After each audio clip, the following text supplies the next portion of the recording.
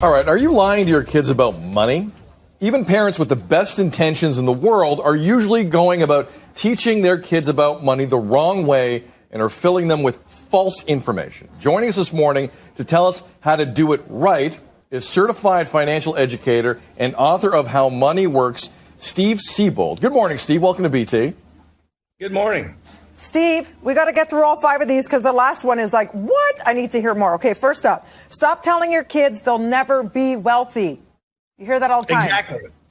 In a free market economy like the U.S., like Canada, if you can solve problems, you can become wealthy. Okay. So it's really a misnomer to tell your kids they can't do it. Or like, you're never going to be able to afford your own house, so don't put that in their head.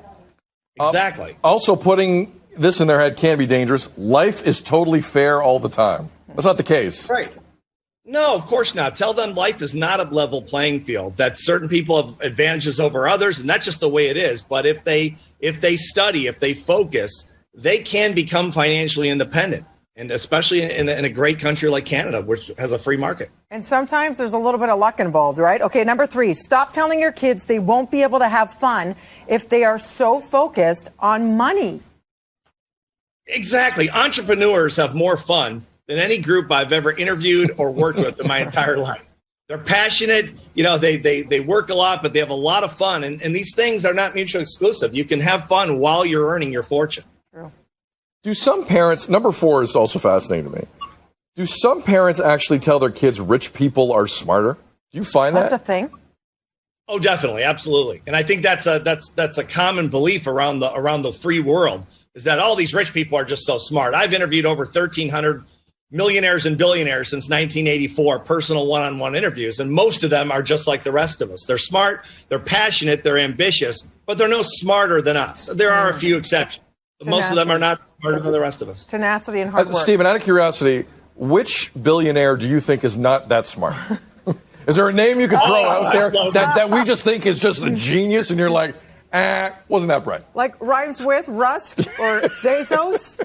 No, I'm kidding. I'm passing on that one. Fair enough. I'll be kicked out of the circle. Fair enough. That's fair. Last but not least, this one is a shocker. Number 5, stop always comforting your kids. Isn't that like in the DNA of a parent, is to always comfort your kids, to take care of your little cubs? How come you say stop always comforting your kids? Well, I think over-comforting might be a better way to say it, just so to prepare them for the rough and tumble world of business, for entrepreneurship, for high-level positions in companies, or to be a professional. Because criticism and unfair breaks and people being downright mean is part of the world. And I think if you prepare them for it, they'll be a lot tougher when they go out into it. You're right. Them there are the breaks. I've been through some doozies.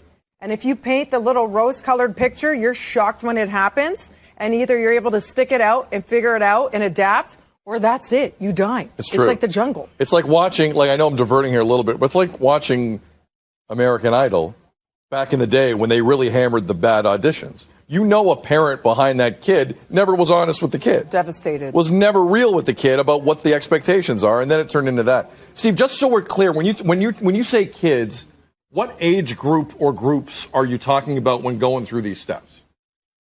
I think probably starting around age 10. I mean, when we wrote this book, we wrote it literally for a 14-year-old kid to be able to read. And I think that's why it's gained so much popularity, just because it's so simple. Because the basics of personal finance and the things we're talking about are very simple, actually. Most of it's not taught in schools.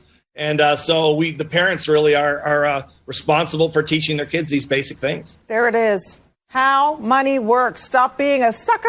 Thanks so much, Steve. Thank you. That was a great tip. Take care.